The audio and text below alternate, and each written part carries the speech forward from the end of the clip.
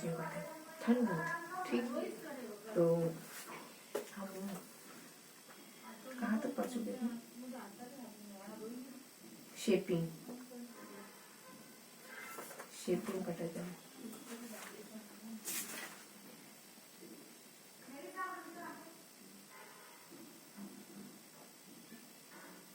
अधिगम प्रतिफल पढ़ लिया था हमने, 152 है ना, पेज नंबर 152।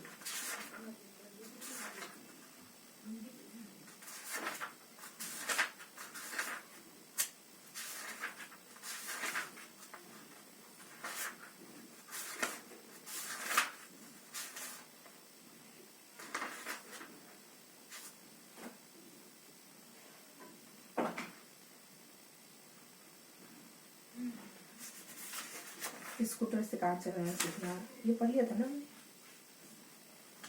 चिंतन अधिगम भी पढ़ लिया था। देखिए, एक मिनट का खोजते हैं।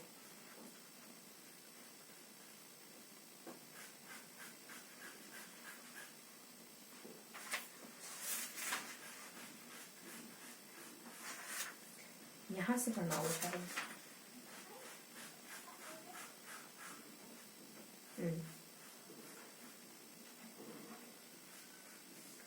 पेज नंबर 135, पेज नंबर ध्यान रखेंगे ना आप। तो ये देखते हैं कि सही 6 पेज।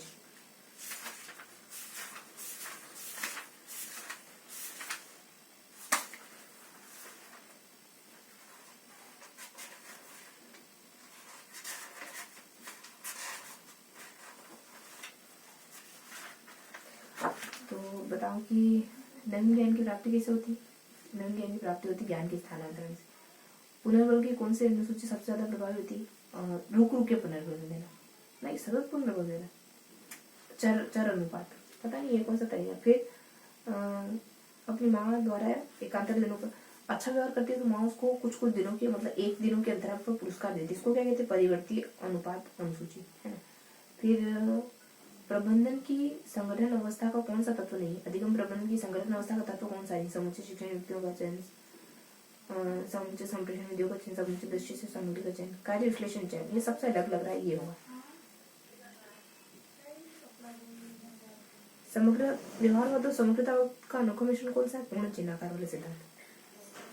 और ज्ञान का सहसंबंध, कि एक टीचर है जो एक विषय को दूसरे विषय से जोड़ रहा है, तो क्या कर रहा है? विभिन्न विषयों में संबंध जोड़ रहा है, सदैव मदद करता है एक विषय क्षेत्र से ज्ञान प्राप्त को दूसरे विषय क्षेत्र में ज्ञान की प्राप्ति के साथ जोड़ना है। तो ये दोनों में सहसंबंध। अधिगम सृजनात्मकता से किसका संबंध नहीं है? उच्च उपलब्धि का नहीं, बाकी प्रवाह मतलब बाकी चीजों का। और इसके अलावा सोच का सिद्धांत किसको नहीं मानता, है ना? सोच के मनोवैज्ञानिक किस चीज को नहीं मानती कि सीखने की प्रक्रिया यंत्रवत होती है, इसको नहीं मानते। और सही शुद्धिकरण के सिद्धांत का आशय है, शुद्धिकरण मतलब नहीं पढ़ने देना, शुद्धिकरण मतलब गलत आते नहीं पढ़ने देना। फिर भोजन अथवा जल के साथ जुड़ता है,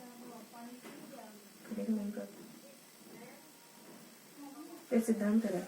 तो ये ना द्वितीय पुनर्बलन का है। द्वितीय पुनर्बलन क्या होता है कि भोजन अथवा जल के साथ जुड़ता है, कोई भी चीज अगर जुड़ जाती है ना, जैसे कि होमवर्क करते हैं तो है ना ट्रॉफी मिलती है सब।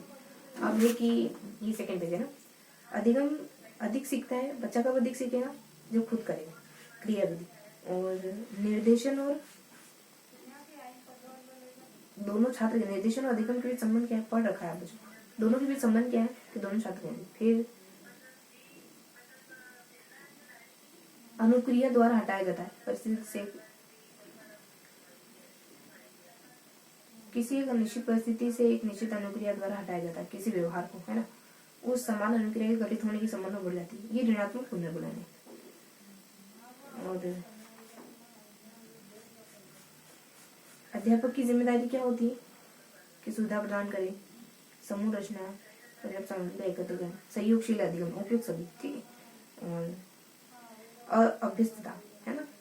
अस्थायी परिवर्तन क्या कहलाता है? निरंतर दिए जाने वाले व्यवहार से होने वाला अधिगम कहलाता है, अभ्यस्तता होना। और अक्षरों की ध्वनियों में अंतर न कर पाना, अधिगम की समस्या प्रत्यक्षीकरण है ना, तो प्रत्येक चीज उनकी समस्या है, मतलब प्रॉब्लम में अंतर नहीं कर पाता। और कौन सा शब्द था उचित है, तो साथ साथ शिक्षकों की ज्ञानात्मक शैली की पहचान करनी चाहिए कि एक गणित के टीचर को संज्ञान के साथ साथ अपनी संज्ञानात्मक शैली के साथ बच्चों की संज्ञानात्मक शैली की पहचान करनी चाहिए, है ना। ये सब चाहिए। उद्दीपन सामान्यकरण, गुलाब से एक गुलाब से चोट लग गई तो सभी गुलाब से ढूंढने लग गया, है ना। ये समग्रता के सिद्धांत किसने दिया, वर्दाइमर कोल्डन। और कौन सा मनोवैज्ञानिक नहीं है, ये शिक्षा मनोवैज्ञानिक बच्चों पढ़ रखा है अपने, ये कौन सा नहीं है, तो ये जॉन डीवी है ना। और अधिगम को प्रदर्शित करता है, तो पेज नंबर याद करना पड़ेगा आपको, 135। चलो, सिद्धांत अभिक्रमित अधिगम पद्धति का आधार है सक्रिय अनुबंधन सिद्धांत, है ना। और इसके अलावा कौन सा उदाहरण अधिगम को प्रदर्शित करता है, हाथ जोड़कर अध्यापक का अभिवादन, है ना। और कौन सा विकल्प सबसे कम महत्वपूर्ण है, दार्शनिक आधार, है ना, बौद्धिक अभिप्रेरणाशाली। अगर बच्चों को पढ़ाना है तो ये सबसे कम महत्वपूर्ण। फिर पुरस्कार, कौन सा तरीका कम से कम काम में लेना चाहिए बच्चों को पढ़ाने के लिए, है ना, ये ना। और बंद हो जाना क्या कहलाता है, पर बार बार खाली घंटी बजाओगे तो विलोप हो जाएगा, है ना। ये फिर इसके बाद है कि सबसे ज्यादा योगदान कौन देता है बच्चे के विकास में, परिवार, समुदाय, अध्यापक। अब बताओ कि इस अधिगम के अनुसार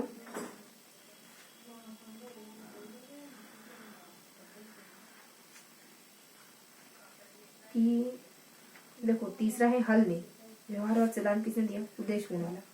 और परीक्षण के स्थानांतरण में मदद नहीं करता, थकावट वगैरह, अधिगम परीक्षण है। और परिणाम, पुनरावृत्ति और परिमार्जन किसके लिए निश्चित होते हैं, परिणाम के लिए, व्यवहार के पुनरावृत्ति, है ना, रिजल्ट के लिए। फिर है कि शब्द सूचना को याद करें, समय और दिशा की समझ कम समय, प्रकरण में किस प्रकार की कमी पाई जाती है, अधिगम निरोधकता वाले में किसकी कमी पाई जाती है, तो सूचना को याद करने में समय, दिशा, है ना, इनमें कमी पाई जाती है। ये पहला है खोज उपागम, मैदान पहाड़ियों प्रदर्शन करवाता है। पुस्तकों मानचित्र का अध्ययन करने की एक दौरान बनाई होती है, तो क्या करता है कि मानचित्र की खाली रूपरेखा में केवल नदियों, पहाड़ों सबको प्रदर्शित करने के लिए कहता है, राजमार्गों, चिन्हों को जोड़ने के लिए कहता है खोज उपागम में।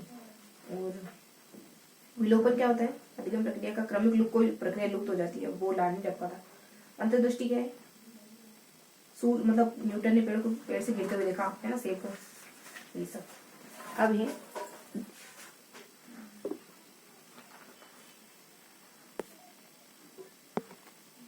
हाँ, तो देखो कि अंतर्दृष्टि की विशेषता यानी भविष्योन्मुखी तो नहीं होगा और प्रभावित नहीं करता, तो अंतर्दृष्टि को व्यक्तित्व नहीं प्रभावित कर रहा है ना। फिर है कि तो अनुकरण अधिगम व्यक्तित्व को अनुकरण अधिगम प्रभावित करता है। और प्रेरणा के बिना कभी लर्निंग नहीं होगी। और प्रत्यय मानचित्र, मतलब एक के बाद एक, मतलब ऐसे ये वाला जो मानचित्र दिख रहा है ना, इसको कॉन्सेप्ट प्रत्यय मानचित्र कहते हैं, प्रत्यय, है ना, कॉन्सेप्ट मैपिंग समथिंग। और पश्चिममुखी अवरोध क्या होता है, अगर पिछला कुछ अवधान पैदा करे सीखने में तो पिछला सिखाओ। बंडूरा क्या करते हैं, अव्यक्त अधिगम बंडूरा का है। और बोध अवधारणा, देन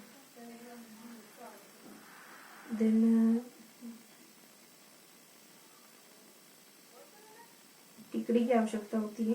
देखो पाठ या टिकड़ी की आवश्यकता होती है, थोड़ी मदद की जरूरत होती है। पाड़ या, है ना, तो उसको क्या कहते हैं, पुनर्गठित कर, पुनः सोच के प्रयास, तथ्य को अजीब सा सवाल है। फिर है कि मनोवैज्ञानिक रूप से उसे स्वीकार करने हेतु तैयार है, ये सोच कहलाती है। तो सहजानुभूति बोध अवधारणा, जब वो बच्चा ग्रहण कर सकता है तभी उसको कुछ सिखाओ, उसको सहजानुभूति वगैरह कहते हैं। अधिगम का सिद्धांत अनुबंधित प्रतीक क्या है? अधिगम का सिद्धांत अवलोकन द्वारा सीखना, दूसरे के कार्य को देखकर सीखता है, इसको अवलोकन द्वारा सीखना है ना। फिर है कि ये है कि कौन सा कथन असत्य है? तो प्रेरणा की भूमिका नहीं होती, ये तो नहीं। और किशोर समाज कौन सा कार्यक्रम आयोजित किए जाने चाहिए? सभी, हिंसा निवारण, विद्यालय, नैतिक शिक्षा। आंतरिक और केंद्रीय तंत्रिका तंत्र की दुष्क्रिया क्या? अधिगम नियोग्यता। और सहयोगी अधिगम का, सहयोगी अधिगम है ना, दूसरे के लिए सार्थक है, एक दूसरे के लिए सार्थक है, समान रूप से सहमत होते हैं, सिद्धांत सहयोगी अधिगम का। अजीब है सहयोगी अधिगम। फिर है कि वस्तुनिष्ठ तरीके से अवलोकन और मापन किया जा सकता है, किसका? कौन सा कथन अधिगम के विषय में सही है? वस्तुनिष्ठ तरीके से अवलोकन और मापन किया जा सकता है, ठीक है, हो सकता होगा। और सहयोगी अधिगम का ये तो हो गया। फिर निश्चित अनुपात है ना, इसमें क्या होता है कि एक प्रशिक्षक द्वारा पुरस्कार देना, निश्चित संख्या में सही प्रतिक्रिया पर, इसको क्या कहते हैं? निश्चित अनुपात में पुनर्वलन देना कहते हैं। और फिर है कि ये है नकारात्मक पुनर्वलन, धूप का चश्मा लगा लेते हैं है ना, असुविधा को कम कर लेते। फिर है कि विवेचनात्मक अधिगम, अधिगम वातावरण को रूप नहीं। आभासी अधिगम का ई अधिगम में, ऑनलाइन अधिगम, निश्चित अधिगम में, ये आभासी अधिगम के रूप है, बाकी इसके अलावा एक और नहीं। फिर एक अन्वेषण अधिगम किसको होता है? अधिगम समय, नए विचार नए नियम को जानने हेतु तो सीखने का प्रयास करता है, इसको अन्वेषण कहते हैं। तो इसको क्या कहते हैं? और अधिगम में होगा मतलब जिसमें विद्यार्थी अधिगम सामग्री की सहायता से नए विचार जानने की ना, ये सब अर्थ हो है, अन्वेषण सीखना है। और बस ये हो गया। तो 10 मिनट से पहले हमको त्रिवे। अब ठीक है, रेस्ट।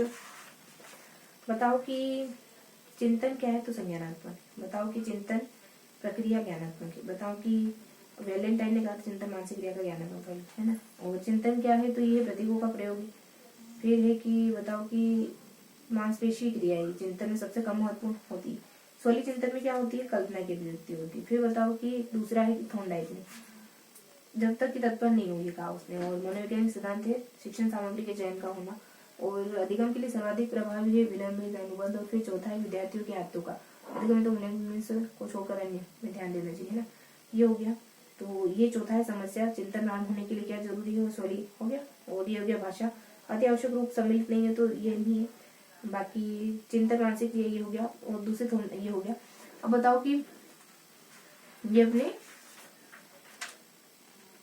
ये हाँ बताओ कि चौथा है कि विद्यार्थियों की आवश्यकता है उद्देश्य। अधिगम को प्रभावी बनाने में लक्ष्य को विद्यार्थी की आवश्यकता में समझ चाहिए। और बस खत्म है ये। अवधान के लिए समय एक क्या है? एक आंतरिक प्रेरणा है ना। फिर रचना विधि दृष्टिकोण स्वीकार नहीं करते, क्या है? वॉटसन।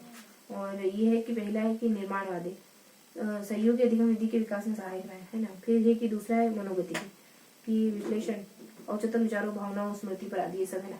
फिर तीसरा है कि जिन पियाजे लेवाइगुस के संज्ञानात्मक मनोविज्ञान की रचनावाद की वर्तमान अवधारणा किसका सम्मिश्रण है?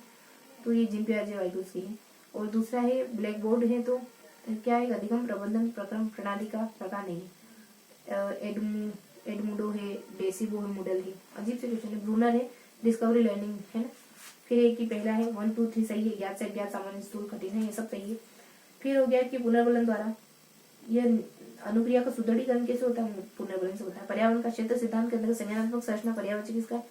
तो पर्यावरण का है ना। फिर निर्माणवाद कौन सा सिद्धांत सहयोगी अधिगम विधि के में सहायक रहा है? तो ये हो गए सारे क्वेश्चन हो गए। हाँ, अब रेस्ट 2 पेज और पढ़ेंगे हम, तो 1 मिनट रुकेंगे बस। हाँ, तो ये है कि टीचर ने कहा कि प्रकार्य से संबंधित नहीं, तो डीवी है, एंजिल है, जेम्स है। फिर है कि नैमित्तिक अनुबंधन में क्या होता है? रेडियो, कैमरा, टीवी चलाना। फिर तीसरे में है कि टोलमैन है लुप्त अधिगम के। और चौथा है नैतिक विकास के 3 चरण बताए हैं इसमें है ना, वही परंपरागत वो वाले। फिर है कि अनुरूपता अनुदेशन वास्तविक जीवन की घटना है ना। अनुरूपण अनुदेशन परिघटना का निरूपण मॉडल जिसमें परिणाम को देख सकता है कभी कभी वास्तविक चीजों वस्तुओं को। अजीब सा है, हमने कभी देखा नहीं है। तो तीसरा क्वेश्चन है शाब्दिक बनाम अशाब्दिक। टोलमैन द्वारा प्रदत्त चिन्ह सिद्धांत का मुख्य विचार है ना। और फिर है कि निष्पादन का सत्यापन, समस्या समाधान, उपागम का अंतिम विचार। फिर दूसरा विचारण है ना, व्यवहार क्षमता, किसी भी अपेक्षित विषय प्रेम को क्या कहते हैं? तो ये तो अधिगम हुआ। और ये है एबिंगहॉस विस्मरण के प्रयोग है ना। और निरर्थक शब्द का निर्माण सर्वप्रथम, तो ये एबिंगहॉस ने। फिर है कि इसका सहचर्यवादी है, मनोविज्ञान के भौतिक परिवेश समान होते, फिर है कि टिश्नर ने प्रकार, ये तो हो गया अपने नैमित्तिक भी हो गया। टोलमैन क्या है, लुप्त अधिगम हो गया, नैतिक ये भी हो गया। फिर है कि तीसरा है निष्पादन का सत्यापन, अधिगम की समस्या समाधान उपागम का अंतिम चरण, है ना, ये सब होगा। अब ये बताओ कि कौन सा इनमें सही है, तो सक्रिय अनुबंधन सही है ना, स्किनर है, और तीसरा गेस्टाल्ट थोर्नडाइक वार्नी, कौन सा सही नहीं होता ना, व्यवहार की गुथरी, वॉटसन, फैकल्टी मनोविज्ञान, वुड और रीड है, मोडर्न हेल और स्किनर, पुनर्गठन। फिर एक कि दूसरा है तो ये है अपने जॉन डीवी संरचनावादी। अच्छा सही कौन सा, वॉटसन व्यवहारवाद, जिन पे आदि संज्ञान, वर्धमान, गेस्टाल्ट, ये सब।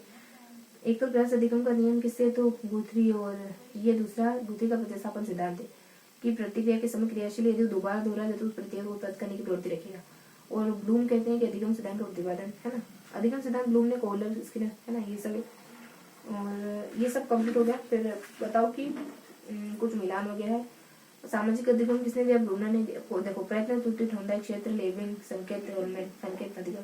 फिर एक की उद्दीपन अनुक्रिया का सिद्धांत पावलो का, सुमेलित नहीं, देखिए क्रिया प्रसिद्ध उसके लिए प्रबलन हालो प्यार पूर्वक होना है ना, सुमेलित नहीं तो बाकी व्यवहार और दोषम पुत्री फैकल्टी ग्रुप को रीड हो। तो तीसरा पुनर्बनन हाल इसके लिए। फिर चौथा है कि सुमेलित नहीं, बाकी सब है तो और ब्रेसफोल्ड, एकॉर्डर, पियाज संज्ञान देव और स्किनर व्यवहार देव। देखो यहाँ चौथा है तो लॉरेन कॉल्वर नैतिक है, जीव संज्ञान है, सिग्मंड फ्राइड मनोविश्लेषण है। फिर यहाँ है चौथा तो 3 है वॉटसन है, शास्त्रीय अनुबंधन। चलो कोई बात नहीं, 3 है शास्त्रीय अनुबंधन वॉटसन ने। फिर 1 है वाइगोत्स्की सामाजिक ने, 2 है स्किनर कुटलेविन शास्त्र सिद्धांत, और ये 5 सक्रिय अनुबंधन इसके लिए। ये हो गया ने। ये बताओ कि गलत हो कौन सा, अवलोकन बंधु है, सक्रिय अनुबंधन इसके लिए शास्त्री पावलो, है ना।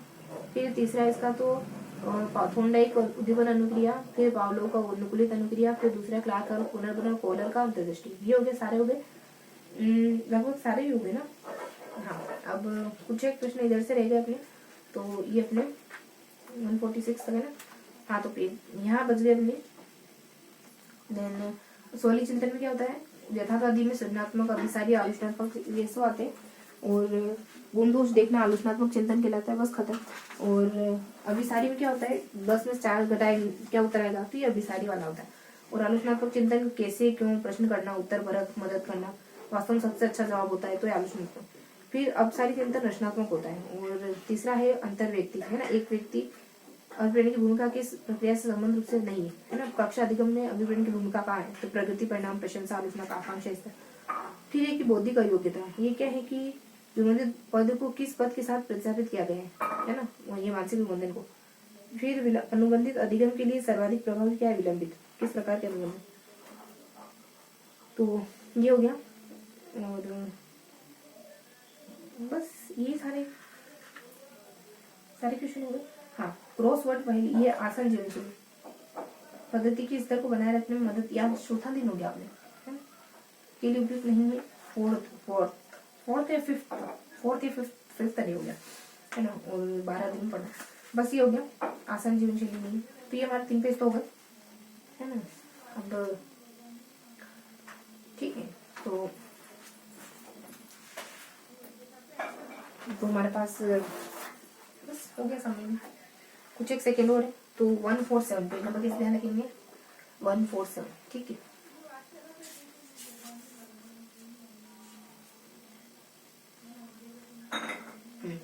अगले सेशन तब तक के लिए मुस्कुराते हैं, दिल से पढ़ते हैं।